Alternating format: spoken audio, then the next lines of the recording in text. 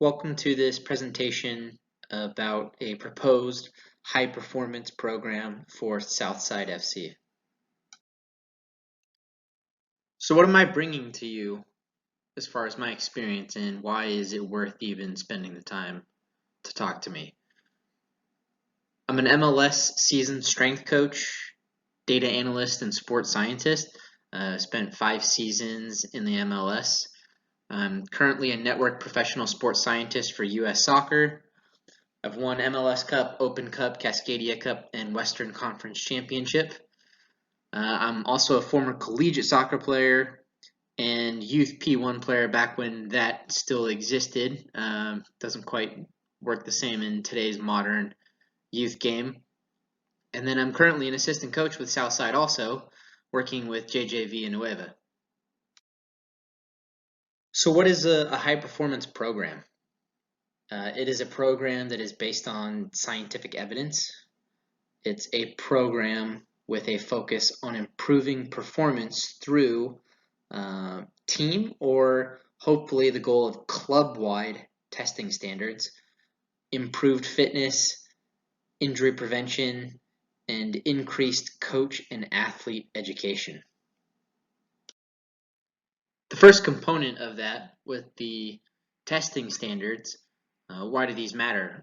First of all, it creates an expectation and goal for athletes and coaches to strive for, and that's because those are standards that are shown to have a higher level of performance for athletes, or the creating a next standard for progression to really elevate that athlete and maximize their potential. And finally, it can help coaches with problem solving. What does an athlete really need to improve their performance? Is their performance lacking because they don't have the proper technical skills?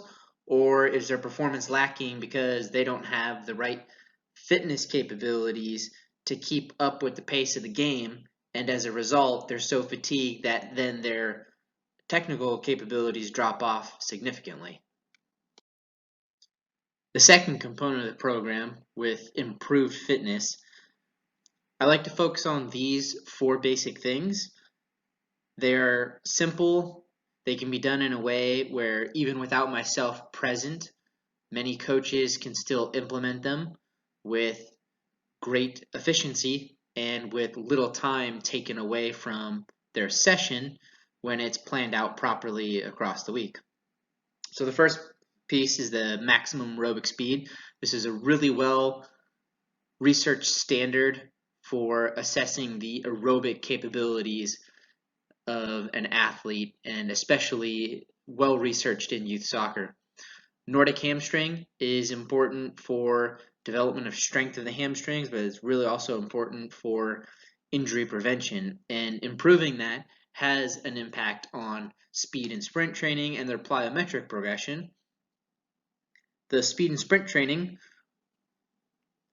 we can keep it very simple and just focus on what are the absolute things that really need to be paid attention to help elevate the capabilities of the athlete with getting faster and improving their form and technique.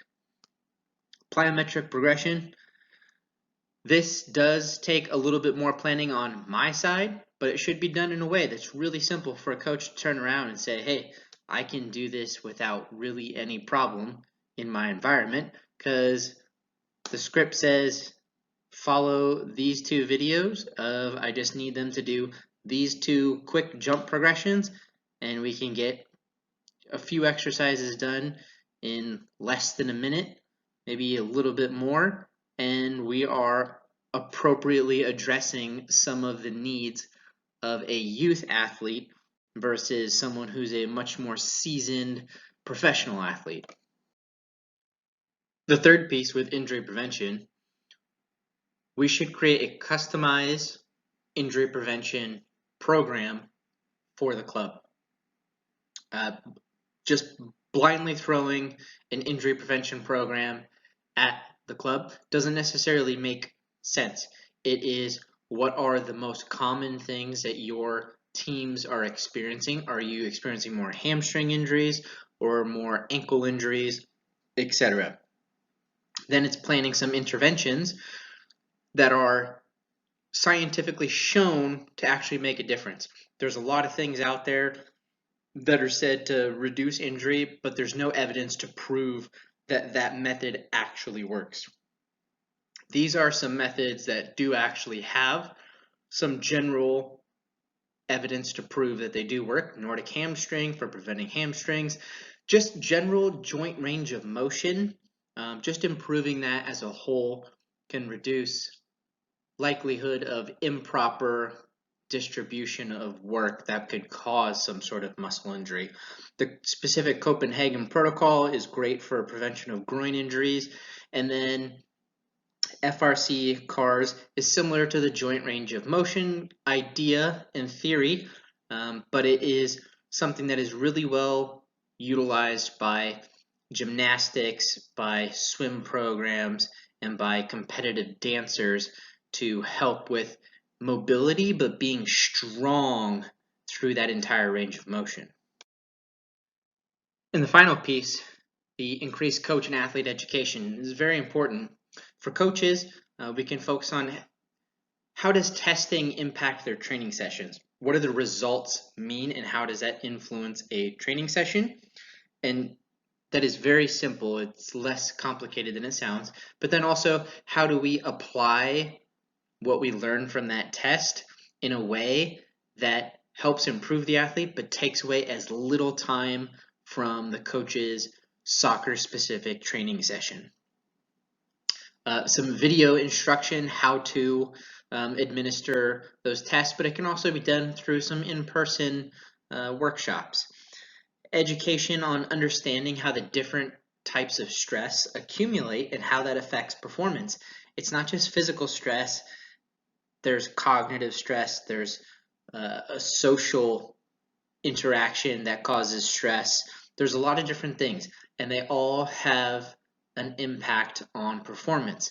Now, we can very simply help explain how the accumulation of all these things impact recovery times and maybe how you want to plan 1 week to the next.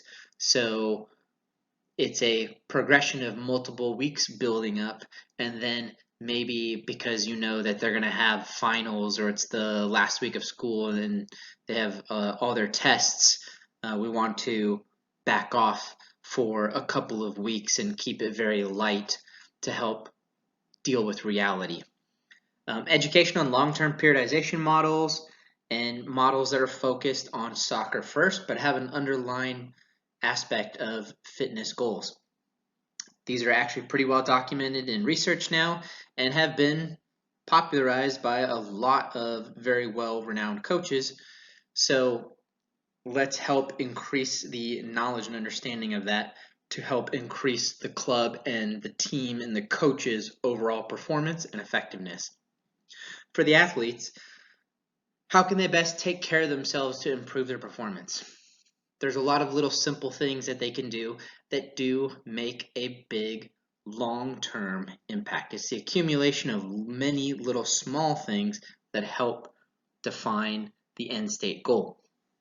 What can the athlete do every day in 5 minutes to help prevent injuries? We can give them a video series of some very simple things that they can easily do at home every day and progress throughout in order to help reduce likelihood of injuries. What are some simple methods for recovery that can help performance, and especially between games and tournaments and between trainings? And let's give them the real science. Let's give them something that is actually proven to work. But there's a lot of falsehoods out there, and there's a lot of things that say that they help, but actually the science shows that it really doesn't, or it has to be done in a very, very specific way. So let's help educate the athletes on that. And then what extra work can they do on their own to safely improve performance without adding any extra risk to those athletes? We all know that some of them have maybe multiple sports. So how are you making some basic decisions on doing a little bit of extra work and what would be some smart things to do for that extra work so that actually comes back to help improve your performance. So how would it all fit together? I think one of the best ways is to go with a mobile iOS platform. There is a product called Team Builder, which could do some of the workout and the reporting side of things in a basic sense.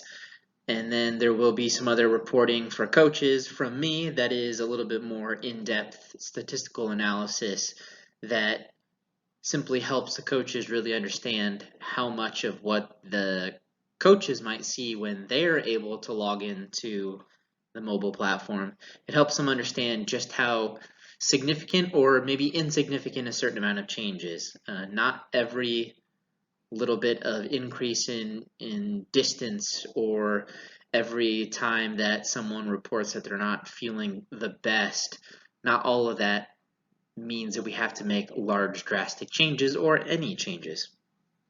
On-site education and workshops, doing that for coaches and for athletes, those I think are effective methods, and especially helping with some of the initial understanding of how to administer some of the tests and some of the technique of some of the fitness related components, but then also, some good solid video tutorial work to help complement that.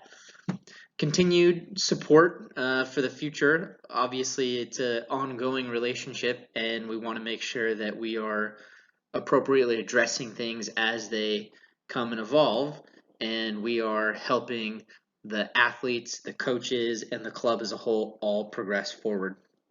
And finally, this is a COVID-19 effective method. Hopefully we don't have to revert completely backwards again, but in the event that it does, we now have a platform in which you can still get information out to your athletes.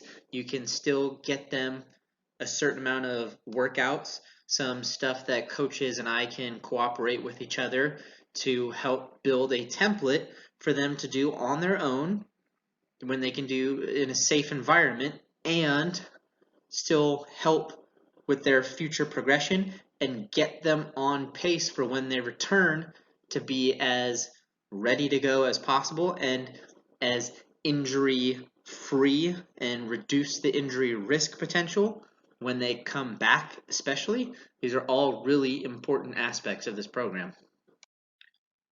Thank you for your time, and hopefully you can see the value in taking this approach to the future of the club and the future of the athletes and the coaches, and can see the benefit that it can provide to everybody, and especially with our youth in mind during this new challenge in life that we're all experiencing. This not only helps us to be effective when things are open and running normal, but it also helps us to be effective and really help the kids still develop properly as an athlete and not lose some of those really important potential growth windows throughout their life. So please feel free to contact me at the email address listed, and if you prefer to have a direct conversation with me, you can get my phone number from JJ Villanueva.